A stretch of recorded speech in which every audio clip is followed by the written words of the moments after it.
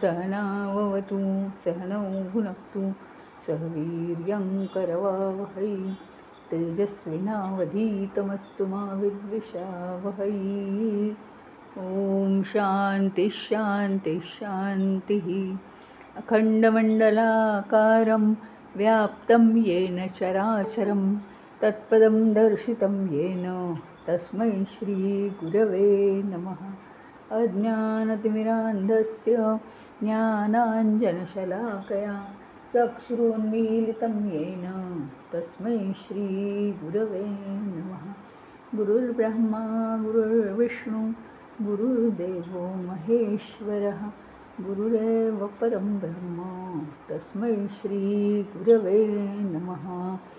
स्थावरं जंगमं व्याप्तं यत्किंचित् सचराचरं तत्पदं दर्शितं येन तस्मै श्री गुरवे नमः। चिन्मयं व्यापि यत्सर्वं त्रैलोक्यं सचराचरं तत्पदं दर्शितं येन तस्मै श्री गुरवे नमः। त्वमेव माता च पिता त्वमेव त्वमेव बन्धुश्च सखा त्वमेव त्वमेव विद्या द्रविणं त्वमेव त्वमेव सर्वं मम देवदेव त्वमेव सर्वं मम देवदेव।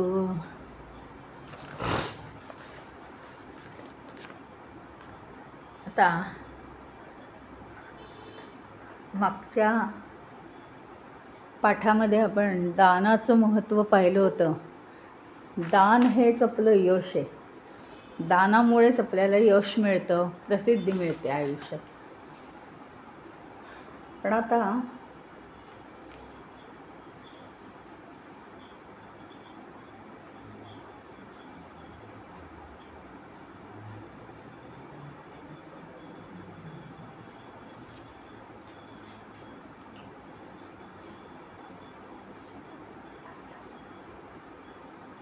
पुढचा प्रश्न असा आहे की किस्विद एकपदम स्वर्ग्यम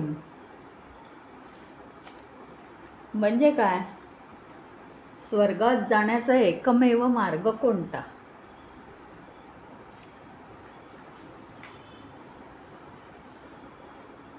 इथे आता स्वर्गात याचा अर्थ काय माहिती का? आपली उन्नती होण्याचा।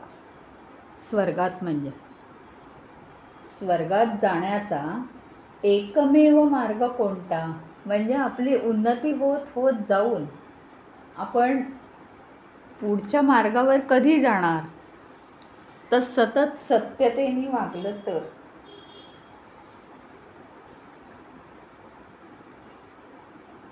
सतत आपण सत्यानेच वागलं पाहिजे। सत्यम एकपदम स्वर्ग्यम।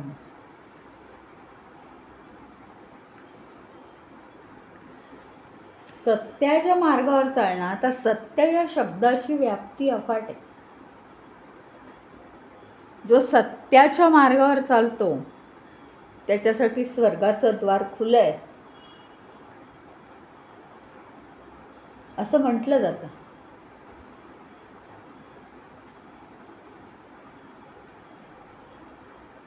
म्हणजे सतत सत्यनिष्ठ धर्मनिष्ठ शिस्तबद्ध असे जे वागतात पृथ्वीवरती त्यांचं उच्च जग याला म्हणायचं स्वर्ग।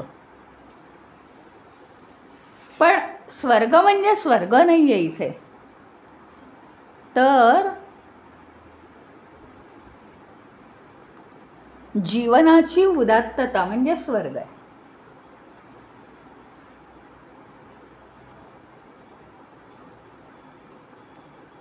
उदात्त वृत्ती,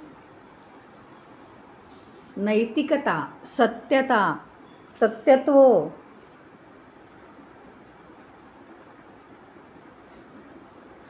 ह्यांच्यासाठी हे बक्षीस आहे पुढे पुढे जाण्याचं। त्यात असं फार मोठं त्रासाचं काही मार्ग नाही आहे। सत्य बोलणं म्हणजे फार काही त्रास नाही आहे त्याच्यात, पण आपल्याला उगीचच वाटतं कारण आपल्याला सवय झाली आहे सत्यामध्ये न राहण्याची।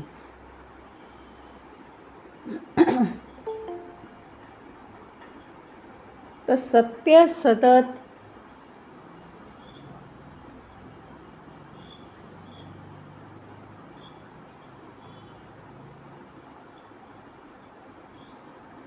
सत्य सतत आपल्या साथीला असणं, ह्याचं बक्षीस म्हणजे आपण उच्चतेकडे जाणं आहे, आपले विचार पुढे पुढे जाणं आहे, आपले विचार चांगल्या चांगल्या दिशेने, आपल्या प्रगतीच्या दिशेने जाणं, हे आपल्यासाठी बक्षीसच आहे. परमसत्याचं ज्ञान प्राप्त करणं हा सत्यात राहण्याचा एकमेव उपाय आहे. अखंडपणे परमसत्याचं ज्ञान आपण प्राप्त करत राहिलं पाहिजे. प्राप्त करायचं आहे म्हणजे ज्ञान नुसतं घेत नाही राहायचं, असं करावं तसं करावं असं नाही आहे.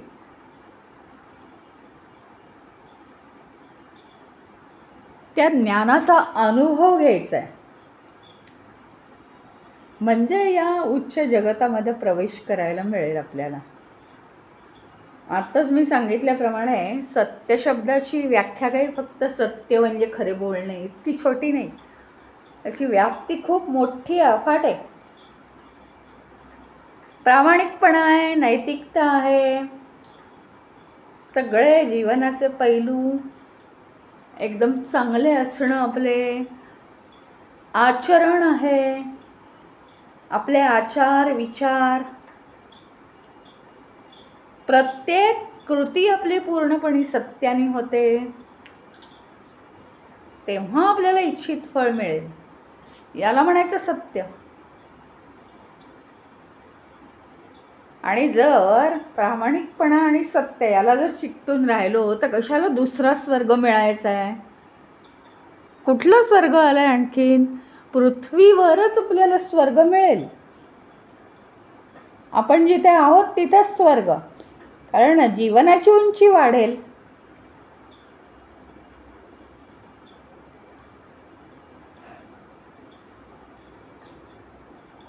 सत्य म्हणजे काय काय? अजून दुसऱ्याला एखादा शब्द दिला तर जीवाची पर्वा न करता तो पाळला पाहिजे.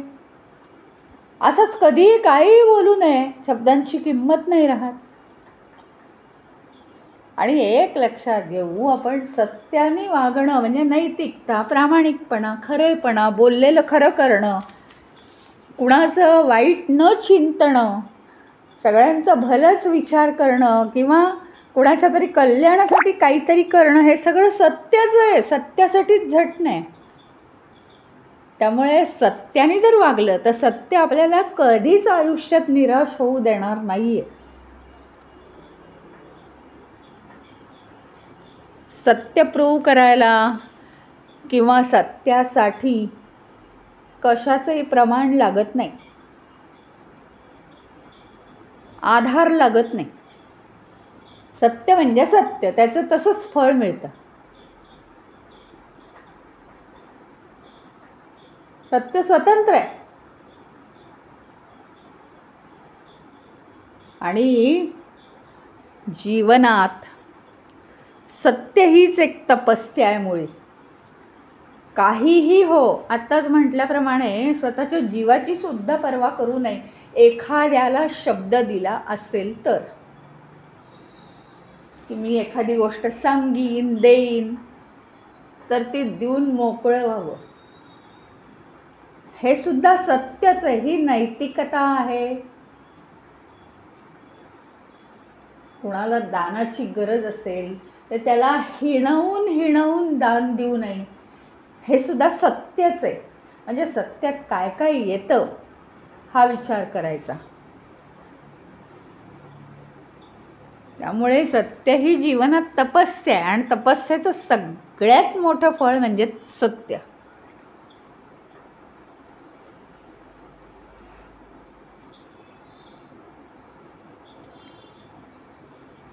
मग या सत्यामध्ये अजून काय काय आलं?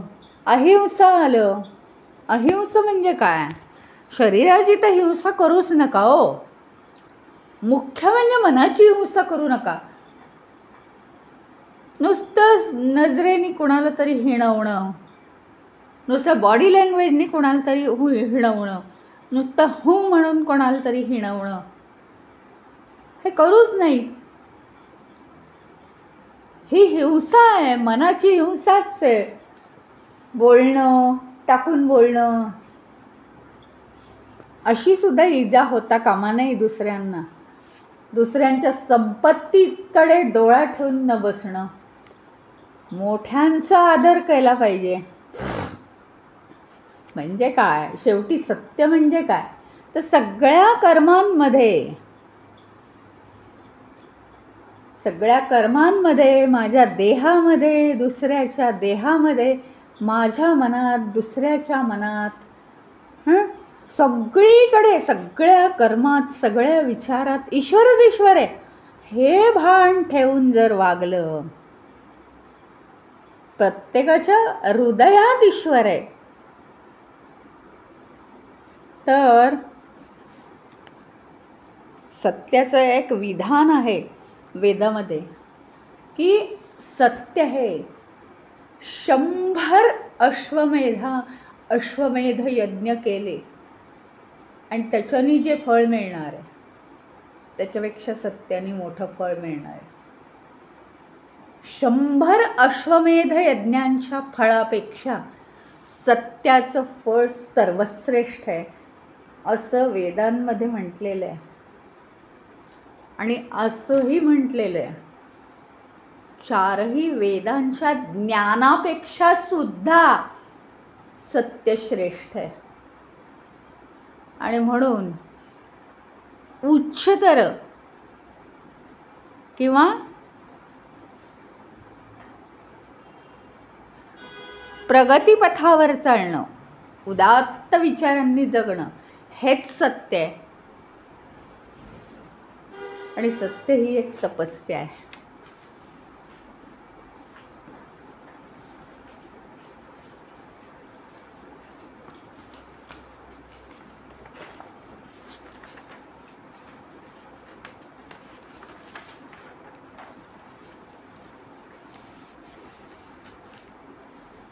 पुढे आहे किस्वित एकपदम सुखम,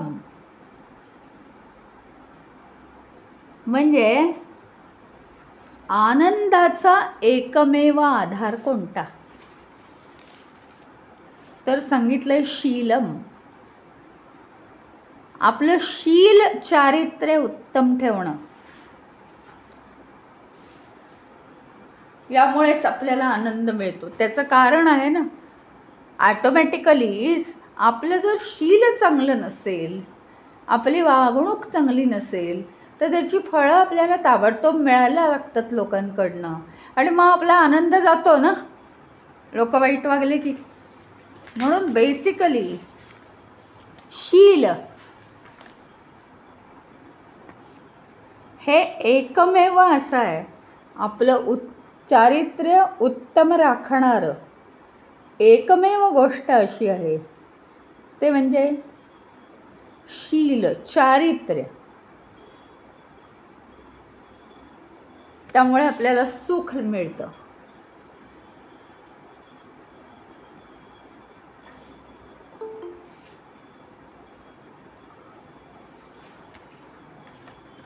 चारित्र्यामध्ये कुलीनता पाहिजे.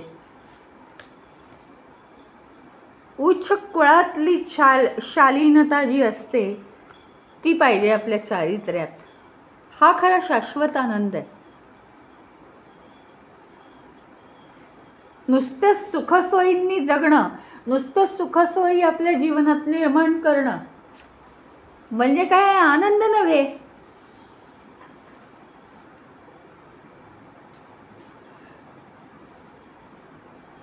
नुसत्या सुखसोयी आपल्या इच्छेखातर जीवनात निर्माण करणं हा आनंदाचा भ्रम आहे. जीवन जगणं सोपं जातं, पण तो खरा आनंद नव्हे. आणि सुखसोयी जीवनात निर्माण करणं हे तेवढ्या पुरतं ठीक आहे, पण सुखसोयी झाल्या की अजून त्याच्यात अडकावं असं वाटतं. म्हणजे सुखसोयी निर्माण करणं म्हणजे बंधनात अजून अडकणंच आहे.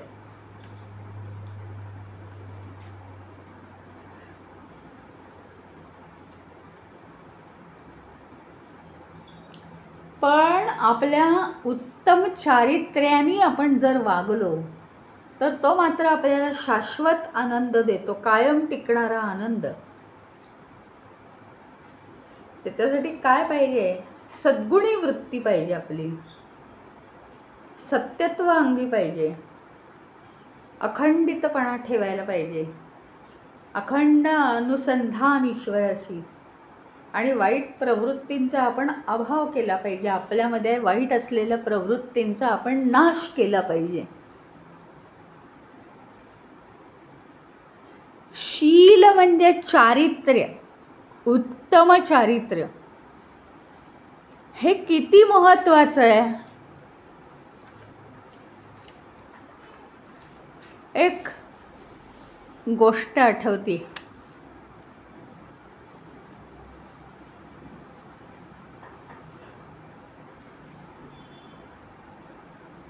पूर्वी अशा देवदेवतांच्या खूप कथा होऊन गेल्या आणि नेहमी अशा या पृथ्वीतलावरती असलेल्या अशा दैवी लोकांवरती इंद्राचं लक्ष. कारण नेहमी असुरांशी भांडणं, मग त्यांचं हे काय राज्य जाणं, स्वर्गात येऊन राक्षस राहणं, हां, या गोष्टीमुळे आता तो देवांचा राजा असल्यामुळे प्रश्न सोडवण्यात तो गुंतलेला आहे इंद्र. केव्हा त्याला कधी आपलं आसन जाईल की काय याची भीती वाटते, तर कधी सगळे देव इंद्राकडे येतात प्रश्न सोडवण्यासाठी. मग कुठून तरी काहीतरी प्राप्त करायचं या धडपडीत असतो तो. मग आता अशीच एक गोष्ट आहे की प्रल्हाद हा थोर भक्त होता. प्रल्हाद हा दैत्य कुळातला आहे आणि तो नारायणाचा भक्त आहे.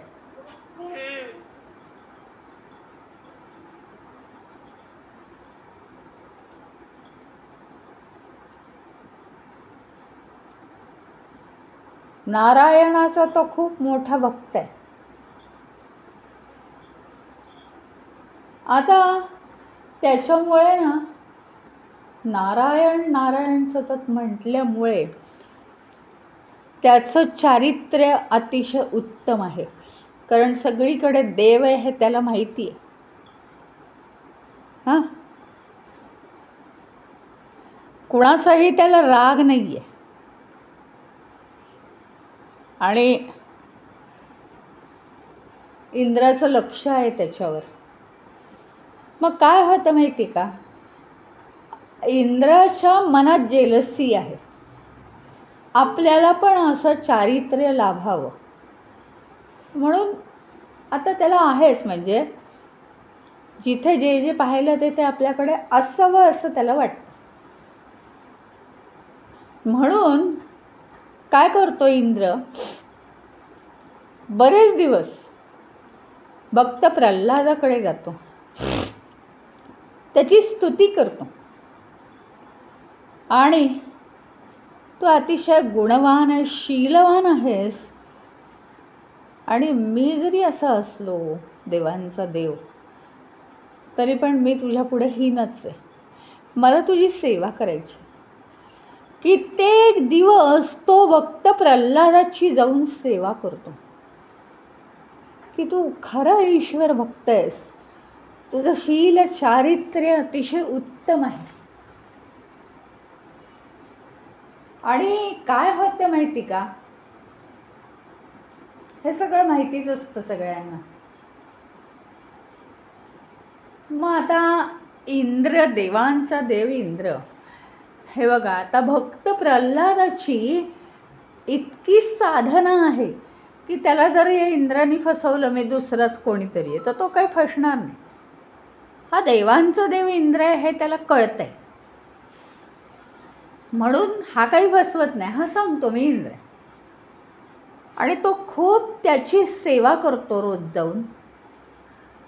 अर्थातच भक्त प्रल्हाद प्रसन्न होतो आणि म्हणतो तो, हे जी सेवा केली आहेस यामागे तुझं काहीतरी इच्छा असणार आणि काही हरकत नाही, इच्छा असली तर ती मी पूर्ण करीन. बास असा शब्द त्याच्या तोंडातून पडला मात्र. आणि इंद्रायणी काय मागितलं असेल त्याला, मला तुझं शील दे, मला तुझं शील दे, तू अत्यंत शीलवान आहेस. आता हा शब्दात अडकला, पण याने विचार नाही केला, शील देऊन का कधी कमी होणार आहे माझं, याने विचार केला. आणि मग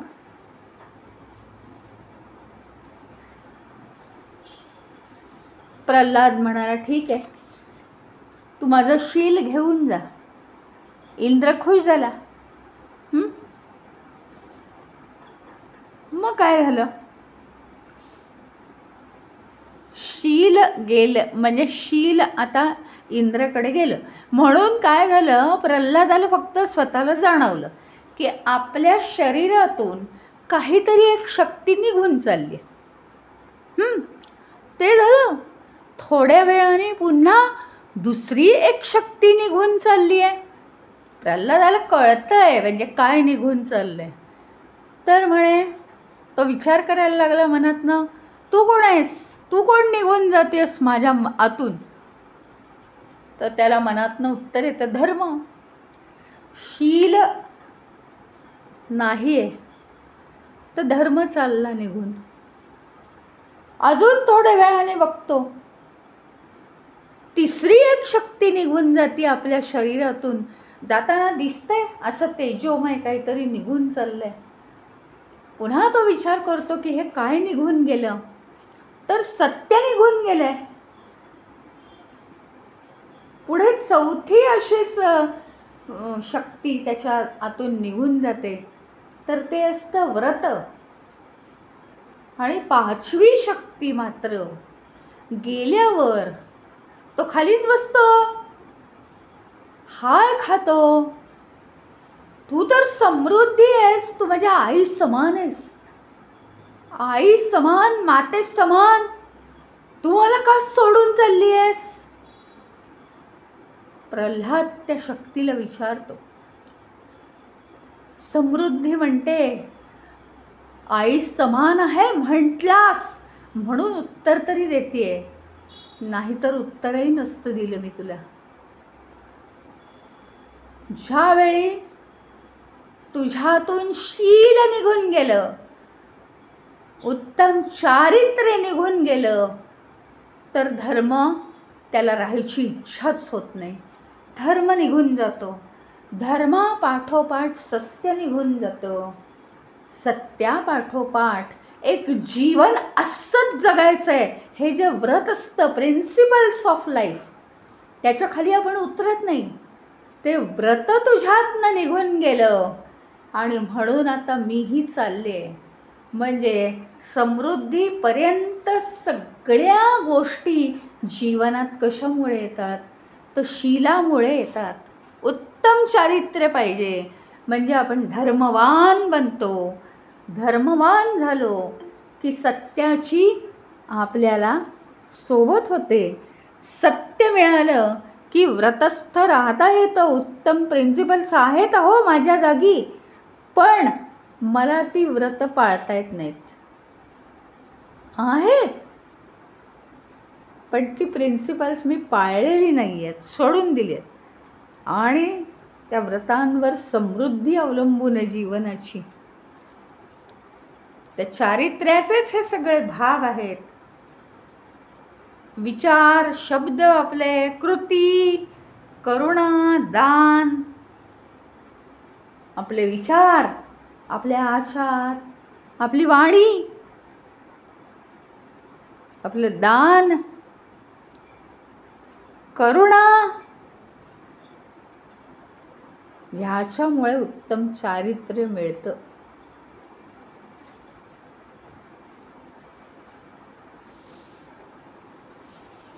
तर चारित्र्य हे आपल्या जीवनात अत्यंत महत्त्वाचं आहे. उत्तम चारित्र्य पाहिजे.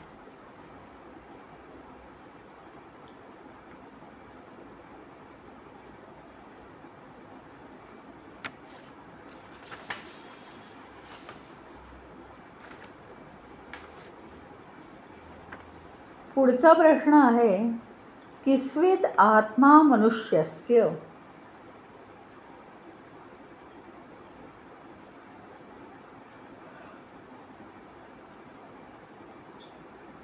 मनुष्याचा आत्मा कोणता? पुत्रः आत्मा मनुष्यस्य.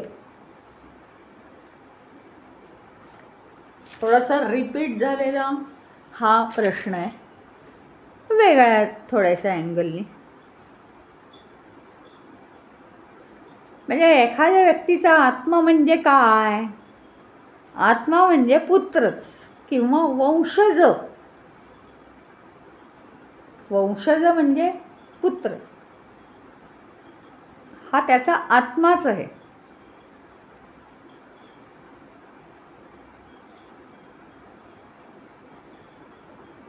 कारण पुत्र काय आहे?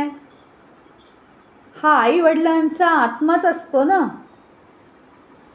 कसं असतं, एका चैतन्यापासूनच दुसरं चैतन्य आहे तयार झालेलं, पूर्णापासून पूर्ण तयार झालेलं आहे.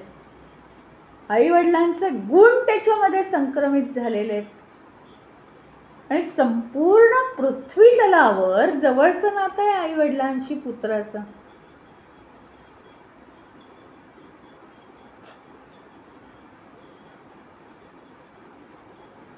पुत्राचे विचार आई वडिलांशी पूर्णपणे एकरूप असतात. इतके एकरूप असतात की मरणानंतर सुद्धा आई वडिलांच्या तो आई वडिलांच्या उन्नतीसाठी श्राद्ध करतो आणि मोक्षसुद्धा त्यांना तो मिळवून देऊ शकतो. इतकी त्याच्या विचारांमध्ये ताकद आहे.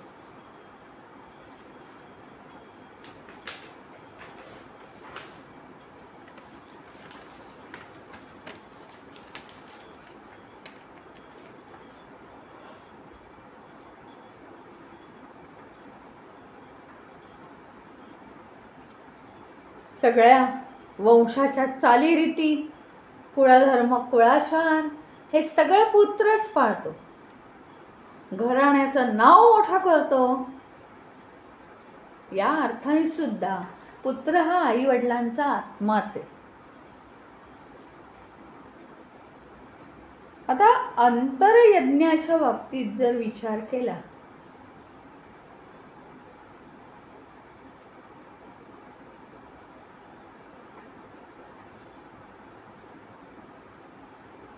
तर आपले पुत्र कोण?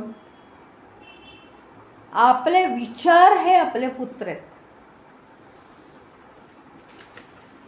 अंतरयज्ञाच्या बाबतीत आपण एक एक्स्ट्रा विचार करतो रोज.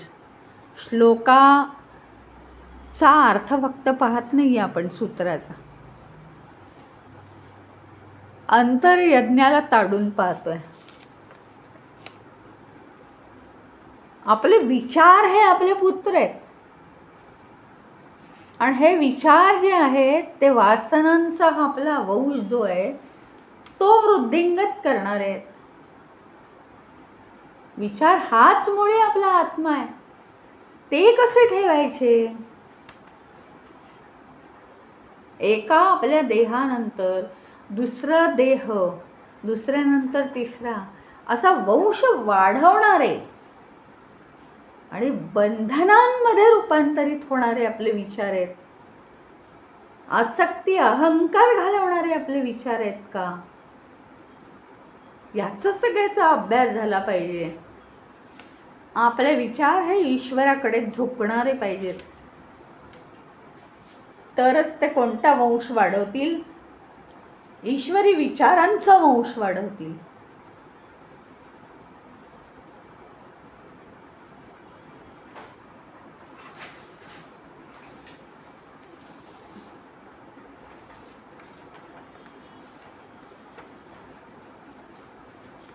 कारण आपल्याला माहिती आहे सगळं विचारांमुळेच होत आहे ना. विचारांमध्ये मला एखादी गोष्ट हवी हवी हवी म्हटलं की वासना तयार होतात. इच्छा प्रबळ होते, वासना तयार होतात. वासना तयार झाल्या की परत आहेच, या जन्मात जमेल तेवढं, नाहीतर परत दुसऱ्या जन्मात नेण्याची तो काळजी आपली घेतो, हळूच नेऊन ठेवतो दुसऱ्या जन्मात. तिथे आठवलं तर ठीक आहे, नाहीतर परत एका वासनेतून 10 वासना.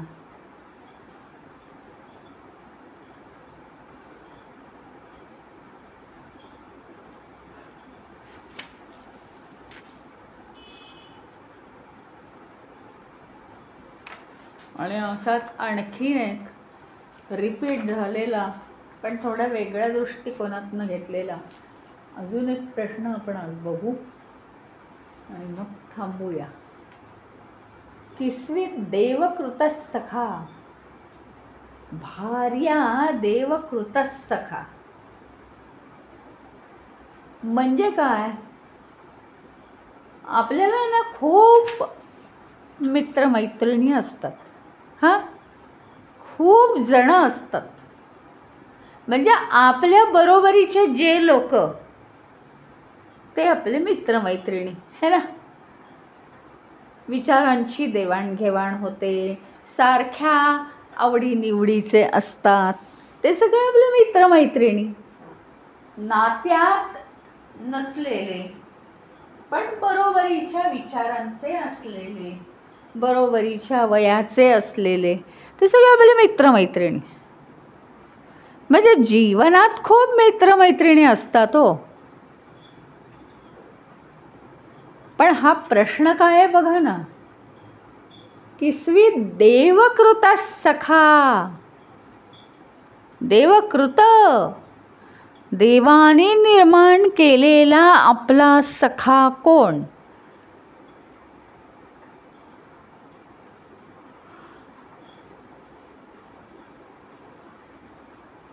चक्क सांगितलेलं आहे, भार्या देवकृत सखा.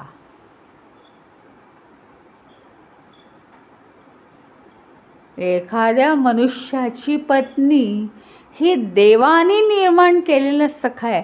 तिच्या इतकं जवळचा विचार करून कोणीही राहत नाही.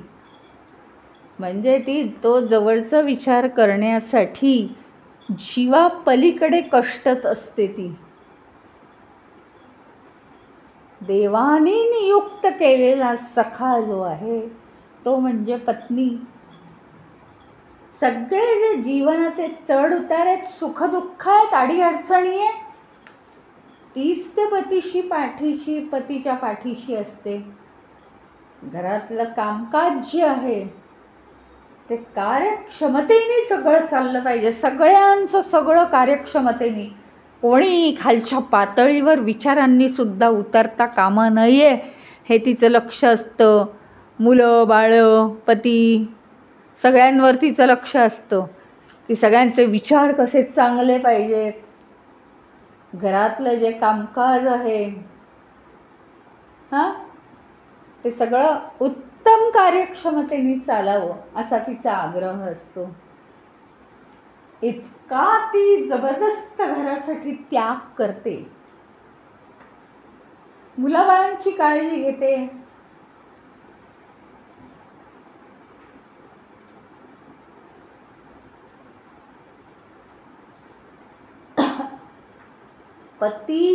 पतीला ती काय करते, पूर्णपणे काळजीपासून दूर ठेवते. सगळ्या काळज्या स्वतःच्या अंगावर घेते. काही काळजी करू नका असं सांगते, सगळं स्वतः बघते. धर्माचं पालन सुद्धा पतीच्या बरोबरीने करायला ती अगदी तयार असते, सज्ज असते. पतीच्या प्रत्येक कार्यामध्ये ती प्रत्यक्ष आणि अप्रत्यक्षपणे सहभागी होते.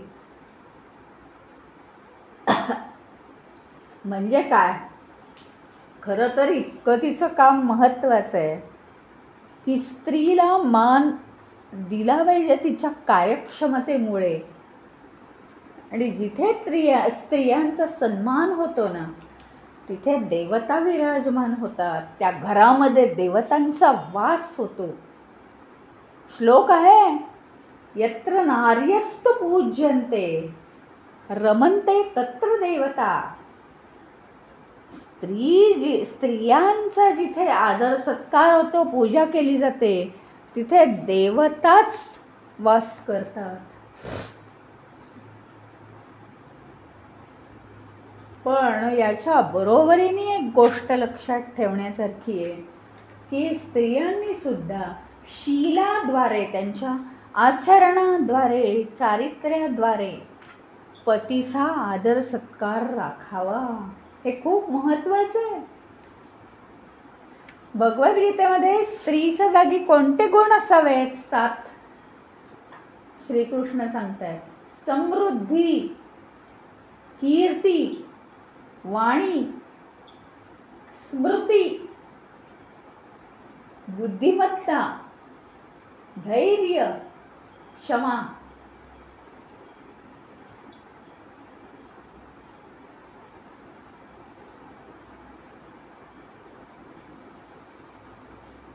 आणि असं म्हटलेलं पण आहे की हे सगळे गुण ज्या स्त्रीमध्ये असतात, त्या स्त्रीद्वारे ईश्वराचं दिव्यत्व त्या घरामध्ये नांदतं.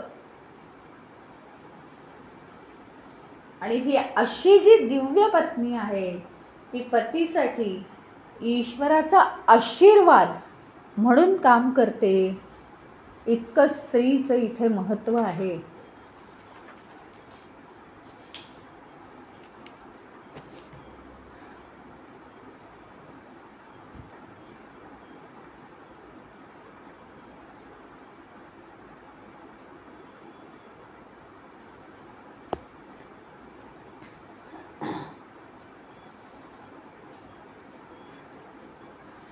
आज आपण इथे थांबूया.